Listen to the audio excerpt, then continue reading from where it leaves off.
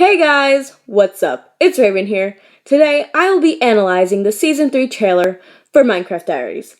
And if you couldn't already tell from how much I've hyped it up on both YouTube and Instagram already, I am so freaking pumped for Season 3. So in this video, I'll be breaking down the trailer and several of the tweets on Jason's Twitter, piece by piece, analyzing them, and thus theorizing about what I think will happen in Season 3. So, without further ado, let's get right into the video. For starters, it has been confirmed on Jason's Twitter that Minecraft Diaries Season 3 will take place 3 years after the events of Season 2. Just thought I'd clear that up in case you haven't seen the tweet or you haven't heard or seen anyone talk about the time skip. Additionally, Jason has also confirmed that Aaron will not be returning this season. However, as for Zane, his death may not have been the end for him. Now, let's jump into the trailer. The trailer begins with a beautiful, picturesque view of the new and improved Phoenix Drop, as the town is being described as a town lost to time, and how it has been reborn from the ashes. What I'm getting from these lines is that it's referencing how after Aphmau and company disappeared from the overworld for 15 years, Phoenix Drop fell to ruin. And now, 3 years later after their return, it has been reborn, so to speak, full of life. We are shown around the new village, seeing numerous familiar faces, such as Logan and Donna, Emmeline and Kenmer, Dante and Kawaii-chan, and of course Kiki. We are then shown Aphmau, referred to as a goddess divine, because, she is Irene. And she says, "I don't remember anything. How can I be someone I don't know how to be?"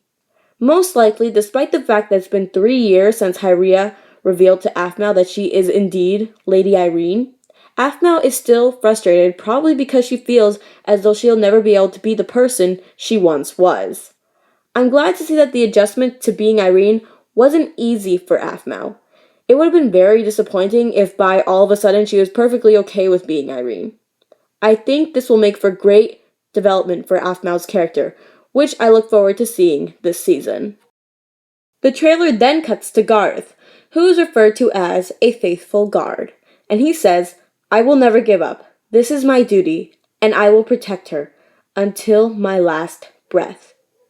This line is actually quite concerning to me, because I really hope that the "I will protect her until my last breath" part doesn't mean that a tragedy will befall Garth.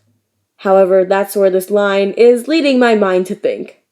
And I really wish my mind would stop thinking that way, but I just can't help it, unfortunately. We then see Garth speaking to someone behind a desk of some sort, asking them, "How can you be so sure? What if this turns out to be exactly like the jury?"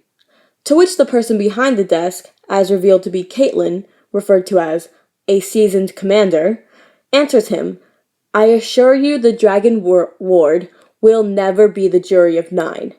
Every one of them has a pure heart, and I trust them with my life." It would seem to me that this Dragon Ward is the new reinvented jury of 9. However, with Caitlin in charge, she'll make sure that this Dragon Ward will never befall the same fate as the jury of 9. We are then shown 2 unfamiliar brown-haired men. The one who's speaking refers to the other man as his father, and it's referred to as oh lord, I hope I'm saying this right, devout warrior. I probably butchered that so bad, but you know what? Just gonna keep going. As he tells his father, "People need him, and we may be his only hope. There's no greater calling for a warrior than to save the life of his fellow man. I swear to you, father, I will make you proud." My guess that the younger of the 2 men may be a member of this Dragon Ward Caitlin speaks of. Who he's trying to save, however, is still questionable. Then we see Lawrence, referred to as a tarnished knight, staring off into the distance of the Nether, who says, "Fight me if you will, I care not. All that stands against me will be destroyed. You are no exception." As I stated in my previous theory video, I believe that this you Lawrence is referring to is Aphmau, and even possibly her and Aaron's child, and that he will bring harm to them, despite any kind of relationship him and Aphmau previously had. In addition, I believe that Aphmau's approximately 3-year-old child, and keeping him out of harm's way, will be one of the main focuses of this season. I shall now delve into the questions that this trailer poses upon us. Again, even if Lawrence has developed some kind of hatred for Aphmau, I believe that being the kind person she is, Aphmau will still look at him as her friend, and may even attempt to free him from his Shadow Knight state of mind. I'm assuming that this will be how far will Aphmau go to protect her family, since her family is one of the most significant families in the Minecraft Diaries series. I think that this will either have something to do with the Romave brothers or Dante and Jean, since both families have had involvement with the Shadow Lord. Oh, come on, let me dream, man!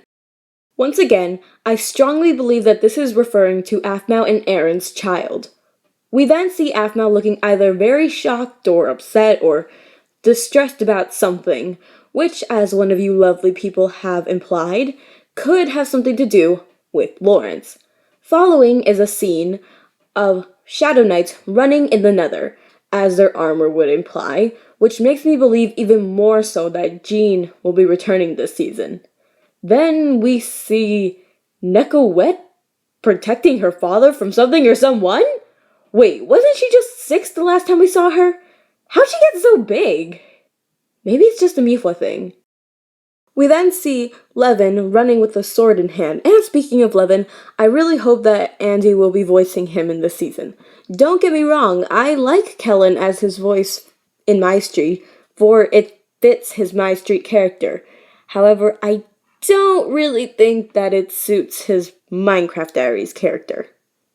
Anyway, we then see Travis kneeling at what I assume is an altar of some sort, and according to something Jason tweeted, saying that Travis will be assuming a position that runs in his family as of Season 3, which I believe will have something to do with keeping the Demon Warlock in check. We are then presented with the name of this season, the Realm Protector. However, I will come back to this in a bit.